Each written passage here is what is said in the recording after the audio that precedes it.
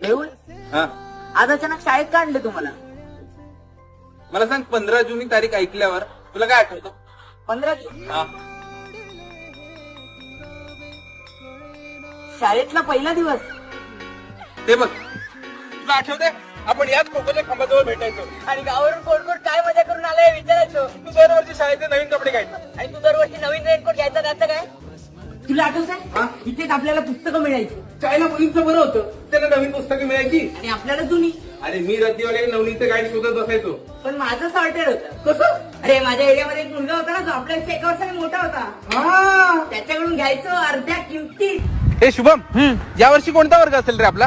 मला वाटतं हाच आहे. अरे तो 8वीचा आहे. मला वाटतं हाच आहे 7वीचा. हा?